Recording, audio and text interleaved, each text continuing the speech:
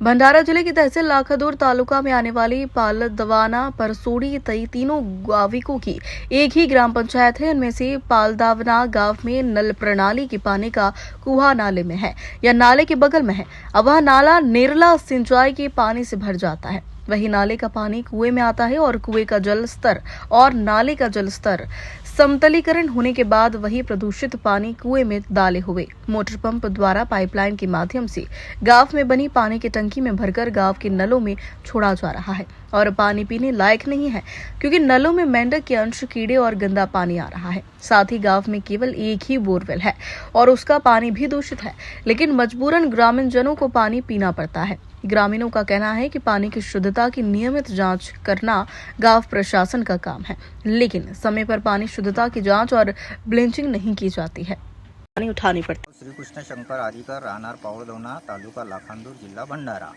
येथील रहिवासी आहे।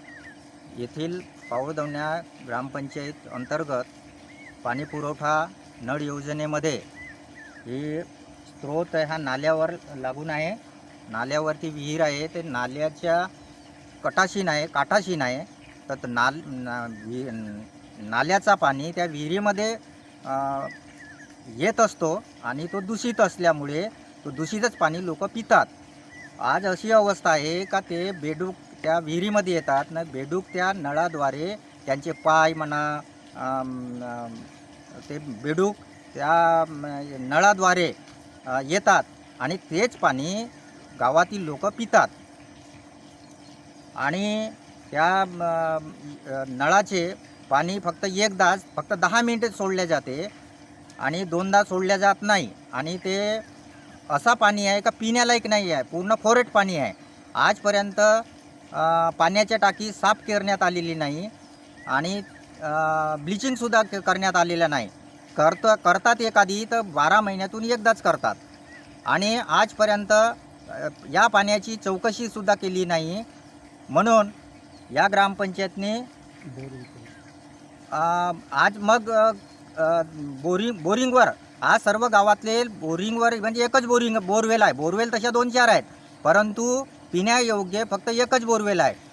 गावातील अशी बायांची लाईन लागते, तिथं घगरे घेऊन येतात आणि झगडे करतात आणि फक्त पितात एकच। आज सरकारी एक विहीर आहे, आज बारिशमध्ये ती दूषित झाली होती, ब्लिचिंग टाकायला पाहिजे होता, तुरटी टाकायला पाहिजे होता ग्रामपंचायतने, परंतु काही केला नाही।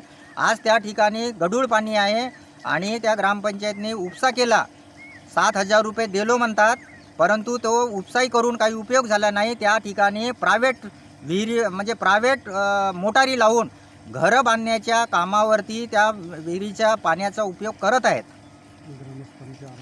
ग्रामस्थांच्या आरोग्याला आज त्या बोरिंगमध्ये नारू निघाली। ह्या 4 महिन्याच्या आधी माझ्याकडे व्हिडिओ आहे त्यांचा आणि नारू निघाले, परंतु ग्रामपंचायतच्या कोणत्याच सरपंचांनी म्हणा किंवा सदस्यांनी म्हणजे याच्यावर आवाज उठवला नाही।